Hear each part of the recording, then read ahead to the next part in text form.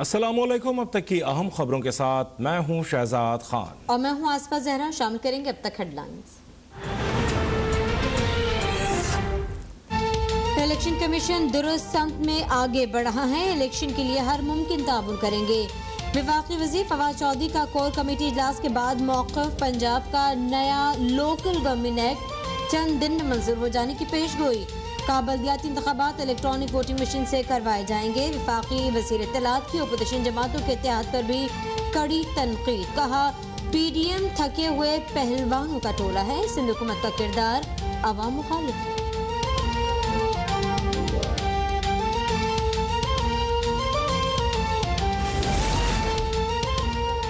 वज़ीर आज़म की कमेटी अरकान को PAC इजलासों में शिरकत यकीनी बनाने की हिदायत। कहा अपोजिशन अपने अदवार में होने वाली बेज़ाब्तगियों पर पर्दा डालने की कोशिश करती है।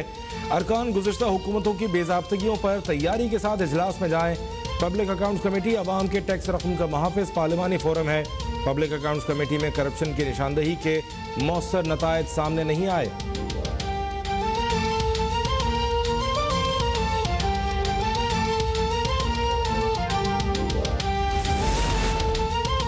पाकिस्तान स्टॉक एक्सचेंज में शदीद मंदी। 100 इंडेक्स 45,000 के बाद 44,000 की हद भी गंवा बैठा। मार्केट 2,134 पॉइंट्स की कमी से 43,234 पर बंद हुई। महंगाई की शरह 11.5% पर पहुंच गई। आइंदा मॉनेटरी पॉलिसी में शरह सूद बढ़ने का इम्कान। अमरीकी डॉलर भी तारीख की बुलंद तरीन सतह को छू गया। 94 पैसे इजाफे से डॉलर 176 रुपये 42 पैसे का हो गया।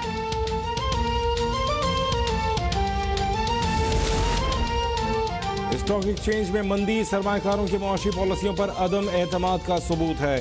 सरमायाकारों के अरबों रुपए डूबने के जिम्मेदार इमरान नियाजी हैं। ये डगर बरकरार रही तो मुल्क का क्या होगा।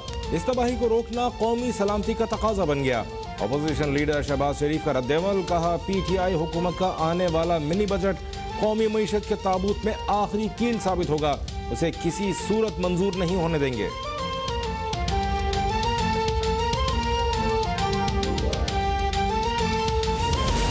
महंगाई की शरह में 11.5% तक का इजाफा।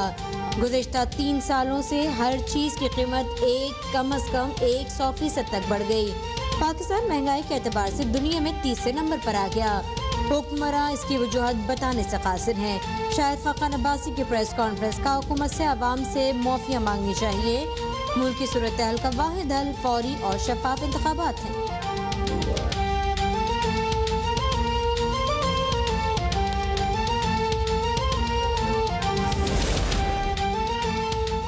मुल्क में महंगाई साबिक़ हुक्मरानों की पॉलिसियों का नतीजा है। मुल्क को डिफॉल्टर होने से बचाने के लिए IMF के पास जाना पड़ा। किसी को भागने नहीं देंगे, एहतसाब करेंगे। वज़ीर आला खैबर पख्तूनख्वा महमूद खान का बटग्राम में जलसे से खिताब। कहा सेलेक्टेड तो पहले वाले थे, एहतसाब तो आवाम करेंगे। अगर हमने आवाम के लिए काम किया है तो हमें दोबारा भी वोट मिलेगा। आइंदा इंतखाबात में भी तहरीक इंसाफ कामयाब होगी।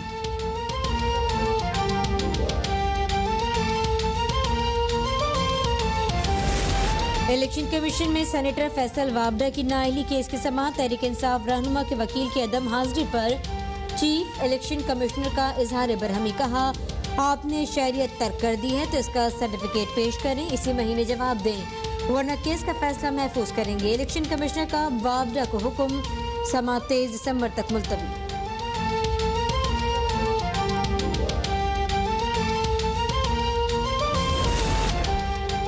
इस्लामाबाद के असातिज़ा तालीमी इदारे म्यूनसिपल कॉरपोरेशन के मातहत किए जाने पर सरापा एहतजाज। मुजाहिरीन रुकावटें अबूर करके पार्लियामेंट हाउस के सामने पहुंच गए। पुलिस की खारदार तारे बिछाकर रास्ता रोकने की कोशिश। शारा दस्तूर दोनों तरफ से बंद कर दी गई। जॉइंट एक्शन कमेटी का मुतालबात पूरे न होने की सूरत में वज़ीर आज़म हाउस के बाहर धरना देने का ऐलान।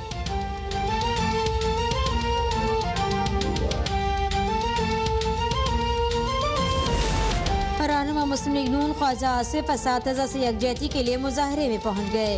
असातिज़ा के मुतालबात असेंबली, मीडिया समेत हर फोरम पर उठाने का ऐलान। कहा हुक्मरान अपनी मर्जी मुसलत करना चाहते हैं, उनकी मनमानियां रोकने के लिए आखिरियत तक जाएंगे। ऑर्डिनेंस के जरिए असातिज़ा और तालीमी इदारों और उनके हवाले कर दिया जाएगा जिनका तालीम से दूर दूर तक ताल्लुक नहीं। सिंध हुकूमत का गैर कानूनी इमारतों से मुताल्लिक कमीशन बनाने का ऐलान। प्रेस कॉन्फ्रेंस में वज़ीर इत्तलात सईद गनी ने कहा, पंजाब में तहरीक इंसाफ ने ऐसा ही कमीशन बनाया, सिंध में भी एतराज़ नहीं होना चाहिए। मजीद बोले, बल्दियाती इदारों को मजीद फ़ाल और बाइख्तियार बनाना चाहते हैं। मेयर का इलेक्शन कोई भी लड़ सकता है। इस मामले पर अपोजिशन से बातचीत के लिए तैयार हैं।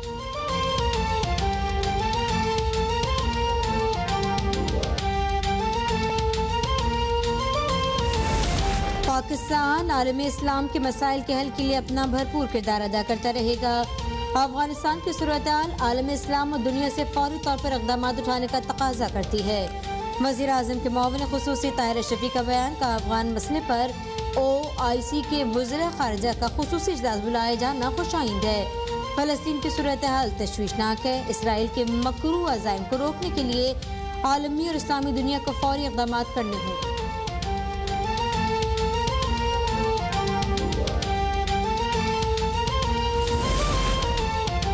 कोरोना का अफ्रीकी वर्जन ओमिक्रॉन अमेरिका पहुंच गया। पहला केस रिपोर्ट। व्हाइट हाउस के मुताबिक मुतासरा शख्स 22 नवंबर को अमेरिका आया था।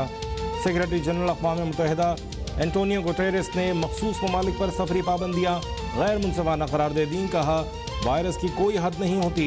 पाकिस्तान में कोरोना से मजीद 8 अफराद इंतकाल कर गए। 377 नए मरीजों का इजाफा।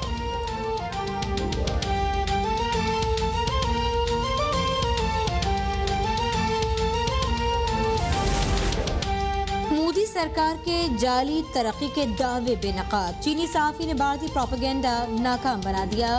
मोदी सरकार के रहनुमाओं ने चीन और जनूबी कोरिया के इंटरनेशनल एयरपोर्ट्स की तस्वीरें लगाकर अपनी इंफ्रास्ट्रक्चर की कामयाबियों के सबूत का राग गलापना शुरू कर दिया।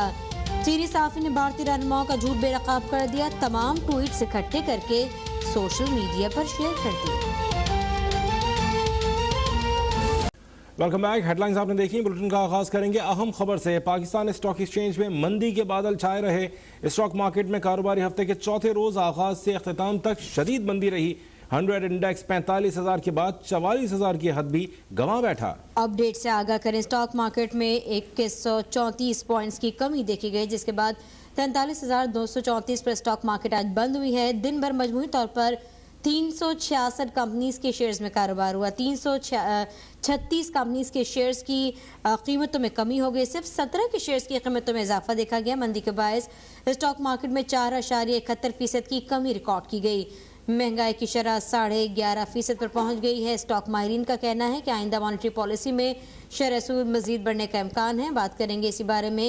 कामरान चौहान ने हमें ज्वाइन किया है। कामरान, मंदी की वजूहात क्या रही? जी बिल्कुल, महंगाई की शरह 11.5% पहुंचने और आइंदा मॉनेटरी पॉलिसी में शरह सूद बढ़ने के इम्कान के पेश नजर पाकिस्तान स्टॉक एक्सचेंज में आज कारोबारी हफ्ते के चौथे रोज के आगाज से इख्तिताम तक शदीद मंदी देखी गई। 100 इंडेक्स मंदी के बायस पहले 45,000 और फिर 44,000 की हद भी गंवा बैठा। मार्केट 2134 पॉइंट्स की कमी के बाद 43,234 की सतह पर बंद हुई।